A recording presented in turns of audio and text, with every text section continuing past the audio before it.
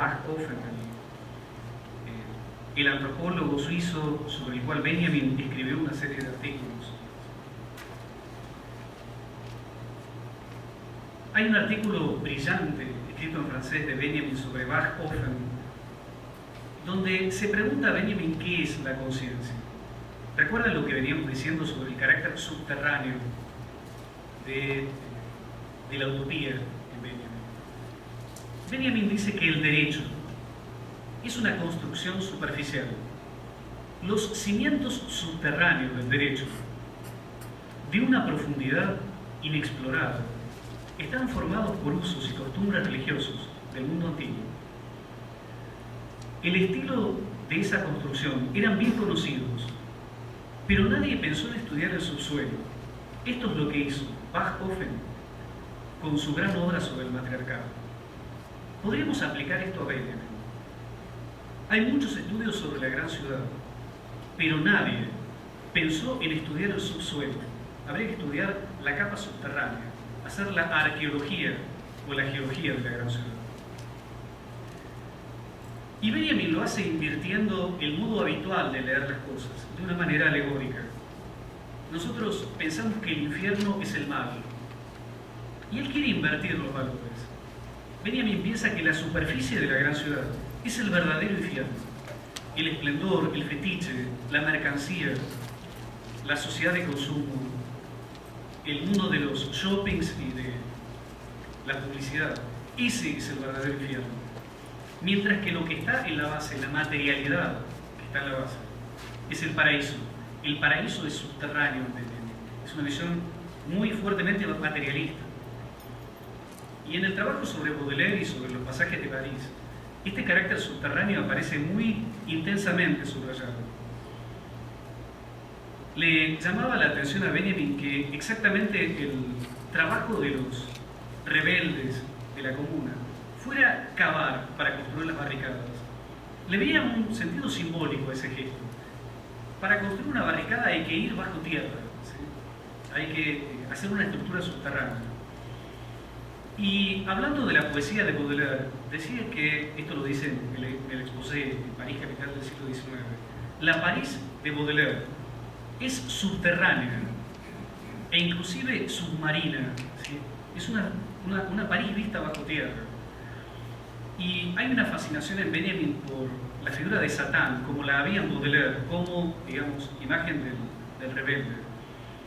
Benjamin había usado el epígrafe de Agesilaus Santana, una variación de Angelus Satana. Y recordemos que en Las Flores del Mal de Baudelaire hay unas letanías de Satán. Es como si la idea de Benjamin fuera doble. Por un lado, hay una fenomenología de la gran ciudad, hay una fenomenología de la modernidad. Ya fue escrita y sigue siendo escrita. Y es celebratoria de la modernidad. Lo que habría que hacer es una ontología de la gran ciudad. Es ir a sus bases para poder analizarla. Hay una frase de Hegel que Marx cita en muchos pasajes de su obra. Hegel hablaba de la calma de la esencia. La superficie de la realidad histórica, dice Hegel, es muy movida, pero nos engaña. Es muy coyuntural, es muy pasajera. Habría que descender a la calma de la esencia para ver lo que ocurre por debajo. Esa estructura subterránea, que es más lenta en sus movimientos, pero más importante y más profunda. Muchos años después de la muerte de Benjamin y ya en el exilio en Estados Unidos, Krakauer tuvo un proyecto que fue escribir un libro sobre la historia. No es una filosofía de la historia como en Benjamin.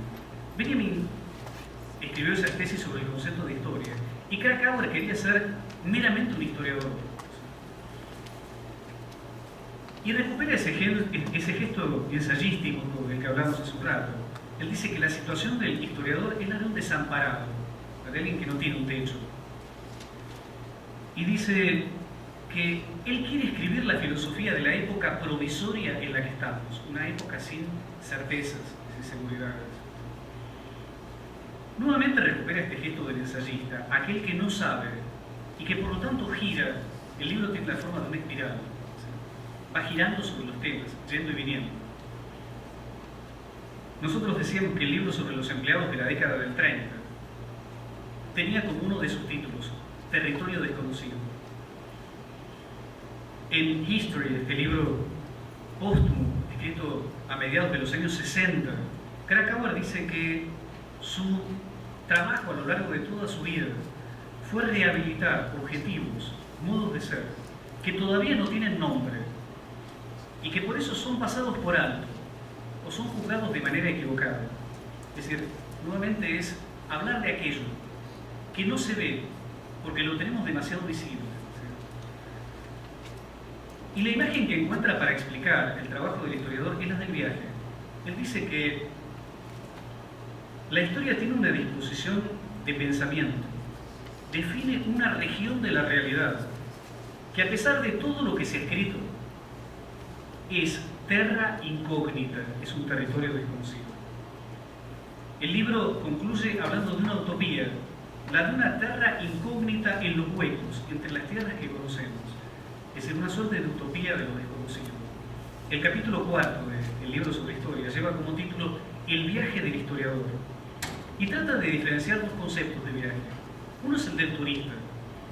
El turista es aquel que va a un lugar para reconocer lo que ya sabe de antemano. Krakauer dice, ¿qué hace un turista cuando va a Atenas? Va a la Acrópolis y mira si la Acrópolis está en el lugar que dice la guía. Cuando verifica que es así, se saca la foto y ya está. Es decir, constata lo que ya sabía antes. El verdadero historiador es aquel que va a buscar lo que no sabe, ¿sí? Y que no quiere saber de antemano. Y que cuando vuelve del viaje no es el mismo que era antes de partir. Es alguien que ensaya a partir de su viaje. Y por último, el historiador que viaja es alguien que hace digresiones, que no sigue una línea recta. Es alguien que no llega nunca al fin, porque es infinito.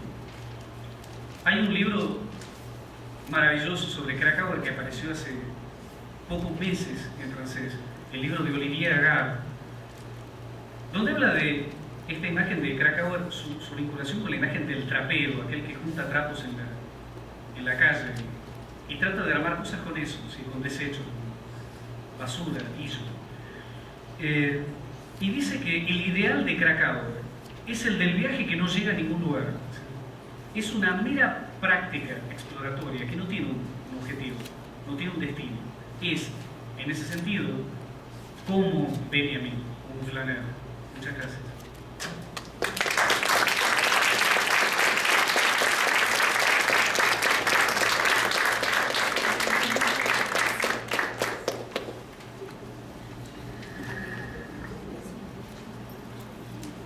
Gente, nós estamos levemente atrasados com o nosso evento, então, evidentemente, né, vocês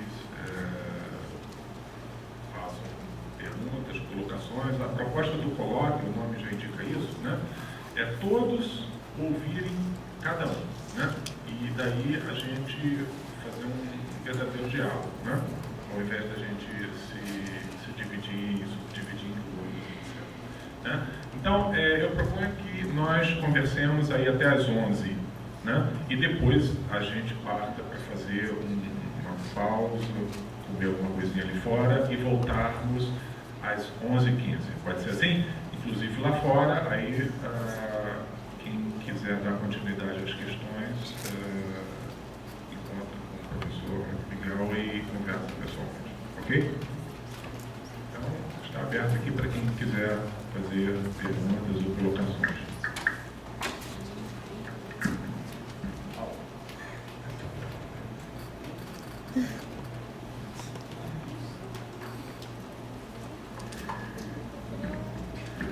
¿Se entendió la exposición por el castellano? Sí.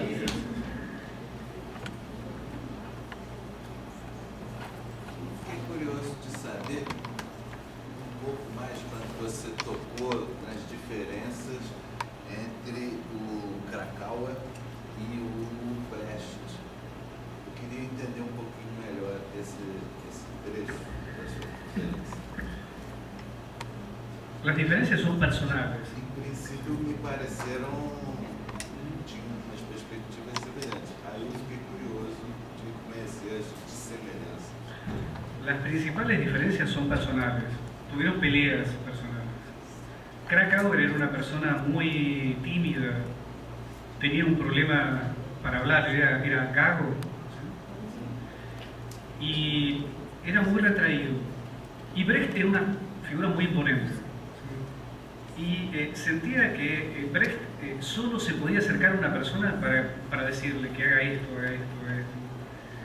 Tuvieron un enfrentamiento, primero porque Krakauer reseñó muy mal una película de Brecht, la película Bullevampe, una película en colaboración entre Zlatan Dubdo y Brecht. Krakauer decía que esta película, que muestra el mundo de los desocupados, de los asentamientos populares en Berlín, y que muestra como solución el deporte, las fiestas, no era muy diferente de las películas fascistas que hablaban del deporte. Esto marcó una pelea sustancial entre ellos. Y hubo un segundo momento en que Brecht llevó adelante el proceso de la ópera de 2 centavos. La ópera de 2 centavos, la Drei Groschen Oper, fue filmada por Pabst. Y Brecht hizo un juicio porque el film no tenía nada que ver con lo que él había acordado que se hiciera. Y Brecht convirtió el texto del juicio en un gran ensayo sobre la industria cinematográfica capitalista. Y cita a Krakauer. Y por momentos cita a Krakauer y lo desautoriza. Y por momentos copia trechos enteros de Krakauer y no dice que eso es Krakauer. Y Krakauer se enojó mucho. Esta es una cuestión meramente personal.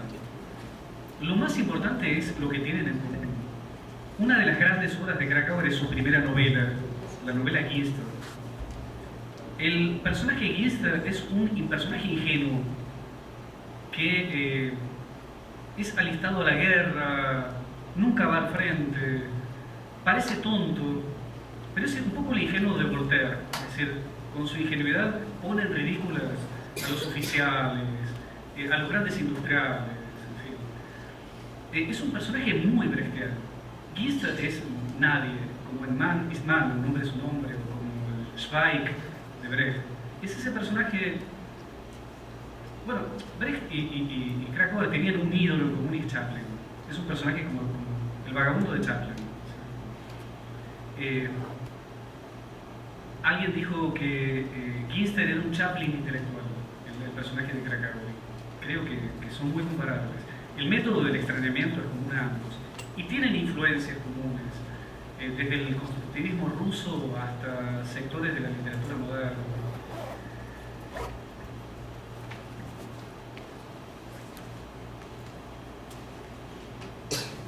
Sobre las imágenes que ayudan en la alegoría y la ¿ella ayuda o puede ser también una alegoría en sí misma? Es una alegoría. El problema es qué entienden Krakauer y Benjamin por alegoría. No es lo mismo que entendía Goethe cuando hablaba de alegoría. Benjamin y Krakauer usaban la alegoría en un sentido como el que tuvo en el barroco en Alemania. La idea de que la alegoría es, entre otras cosas, tomar elementos que pertenecen a contextos diferentes y que al juntarlos producen una nueva significación. Colocar a la ciudad de Berlín junto con la selva de África produce un nuevo sentido. Eso rompe con la continuidad, ¿sí? Produce un efecto de sorpresa, es un fremd, en el sentido de extrañamiento, en el sentido de Brecht, ¿sí? Y de esa manera saca del lugar cómodo en el que estaba el lector. Se está peleando con varias escuelas. Una es la nueva objetividad, la Neue Sachlichkeit. La nueva objetividad pensaba que la mejor forma de hacer literatura era no escribir una novela como las de Balzac o como las de Dickens, sino escribir un reportaje. radicalizando a Zola y el naturalismo francés, pensaban que una novela es un trabajo científico. Prácticamente es una fotografía del escenario. Y Krakauer pensaba que eso no sirve. Tuvo su utilidad, y es romper con la tradición idealista. Pero la nueva objetividad sola no sirve. Hay que colocar elementos de ruptura, y por eso la alegoría, haciendo que el lector vea, como ocurre a menudo en los efectos de montaje en el film, vea dos realidades distintas. Hay un uso en este sentido en un film de Eisenstein, y es La Huelga. El último episodio de La Huelga muestra cómo es reprimida la huelga, y muestra cómo están matando a una vaca en un matadero. Y hay un montaje de las dos imágenes. Y eso es un efecto alegórico en el sentido de Krakauer. No sé si respondía.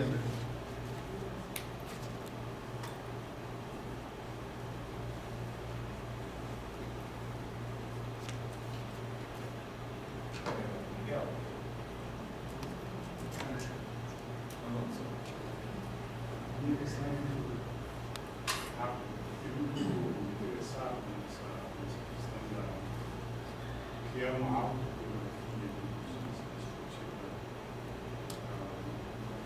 nós fazemos essas escavações íntimas, muitas vezes nós viramos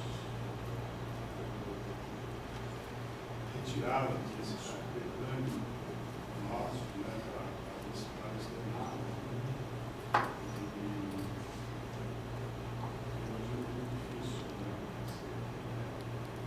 Esse exercício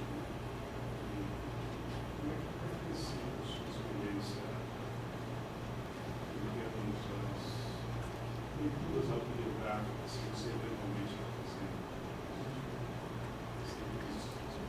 As autobiografias, elas se materializam nessas circunstâncias dessa escavação íntima, ou elas procuram projetar essa exterioridade, colocam uma posição insuportável. Exactamente, sí. Ahí, cuando Benjamin empezó a escribir los textos de la infancia en Berlín, estaba trabajando con Proust. Y él pensaba en la recherche de Proust, en busca del tiempo perdido. Y hacía algunas críticas. Una de ellas es que la subjetividad del protagonista aparece demasiado. Y él quería escribir un libro que fuera su propia infancia, pero también la infancia de toda su generación. Él quería borrar la palabra yo. Y pensaba que la infancia es revolucionaria porque hay un trauma con la infancia. Eso fue un momento bastante importante en la biografía de Benjamin. Los primeros escritos de Benjamin no hablan de la infancia, hablan del movimiento juvenil, la vida de los estudiantes, metafísica de la juventud. Él fue un dirigente del movimiento juvenil. Cuando él rompió con el movimiento juvenil en la Primera Guerra Mundial, porque el movimiento juvenil apoyó la Primera Guerra Mundial con un entusiasmo nacionalista, él dejó de escribir sobre la juventud y empezó a escribir sobre la infancia. Entre 1922 y 1933, 34, hay una cantidad enorme de escritos de Benjamin sobre la infancia, sobre libros infantiles, sobre la pedagogía o sobre el teatro proletario, cantidad de trabajos en ese sentido, sobre los cuentos de hadas. Y él pensaba que una época como la que le tocó vivir trata de reprimir la infancia. Y dice que el temor que tiene el adulto a volver a su infancia se parece al temor que tiene el neurótico por volver sobre el trauma. Hay una resistencia a eso. Así como un psiquiatra o un psicoanalista tienen que romper con esa resistencia para que el sujeto traumado pueda excavar y encontrar la cicatriz de la represión. Hay que hacer lo mismo con nuestra época. Él decía con esa crítica al progreso que hace Benjamin, quiere que miremos hacia adelante en nuestra época. Y tendríamos que volver la mirada hacia atrás, hacia el origen. Y entonces ver en nuestra infancia esos elementos traumáticos. Hay utopía en la infancia de Benjamin y hay traumas. Hay una imagen que es la del enano jorobado, que aparece hacia el final del libro. Dice que cada vez que él quería hacer algo aparecía el enano jorobado y salía todo mal. Y esa es una alegoría de su infancia. En su infancia hay un elemento de fracaso en el niño. Y ligado con eso, es un trauma y él quiere ver el origen. Y no querría borrarlo.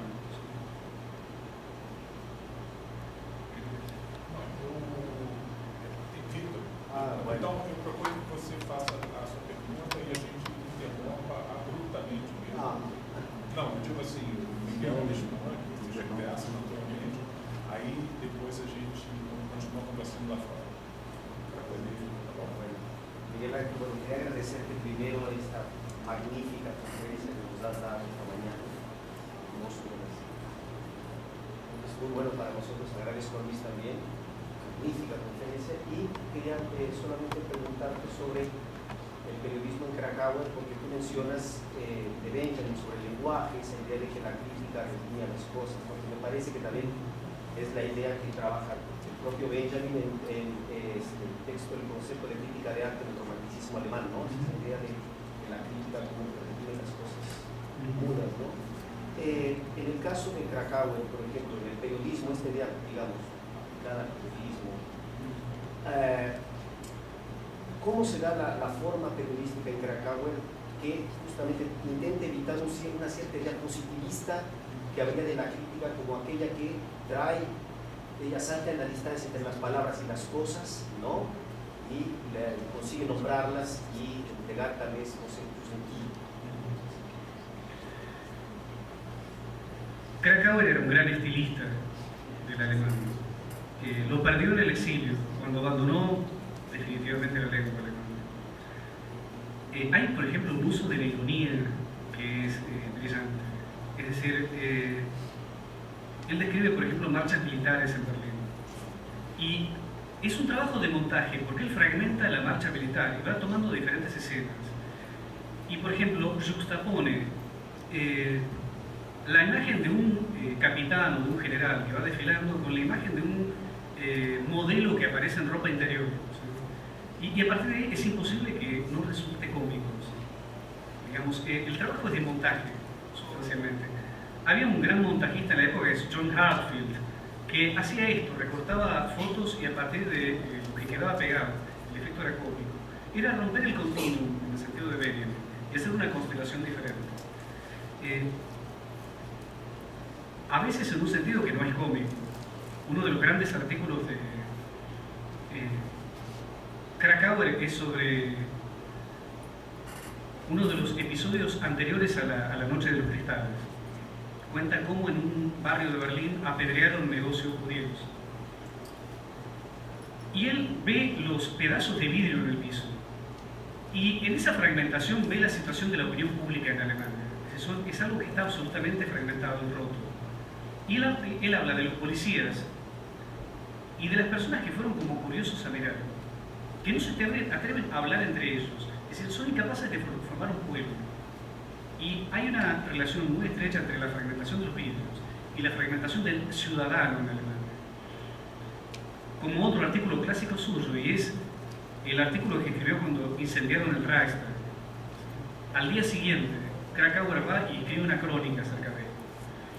Digamos, o bien en la vertiente irónica, o en una vertiente mucho más, no digo trágica porque la palabra no le gustaba, más seria, si se quiere. La cantidad de recursos de Cracáu es enorme. Él escribió miles de artículos, entre el año 21 y el 33. Solo sobre cine escribió más de 800 artículos. Imagínense eso, literatura, política, hechos sociales.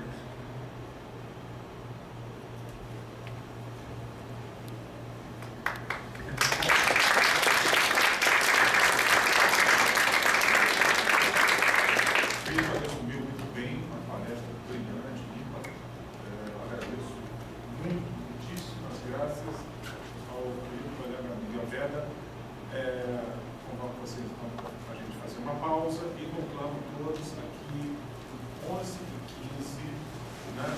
A gente entra para assistir a palestra do Zé Carlos.